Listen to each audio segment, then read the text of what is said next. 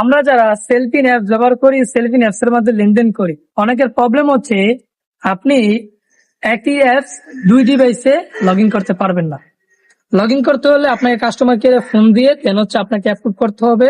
আর যদি আপনি কাস্টমার কেয়ারে ফোন দেওয়ার পরে যদি কাস্টমার কেয়ার বিজি থাকে, তাহলে আপনার বাড়ির পাশে বা বাসার পাশে ব্রাঞ্চে চলে যেতে হবে। ব্রাঞ্চে গিয়ে তাদেরকে বললে তারা যদি অ্যাপ্রুভ করে তাহলে অ্যাপ্রুভ করবে, আর অন্যথায় অ্যাপ্রুভ করবে না।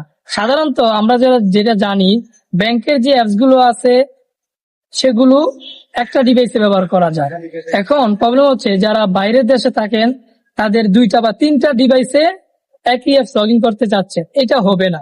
আপনি একটা মোবাইলে আপনাকে একই ডিভাইস একটা অ্যাপসে আপনাকে লগ ইন করতে হবে। মানে এক মোবাইলে আপনি একটা ডিভাইসে লগ ইন করতে পারবেন, মানে একটা অ্যাপস আপনি 2-3 মোবাইলে লগ ইন করতে পারবেন না।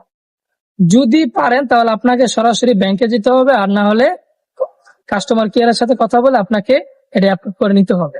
এই হচ্ছে প্রসেস। যদি ভিডিওটা ভালো লেগে থাকে অবশ্যই ভিডিওটা শেয়ার করে অন্যজনকে দেখার সুযোগ করে দিন। ধন্যবাদ সবাই।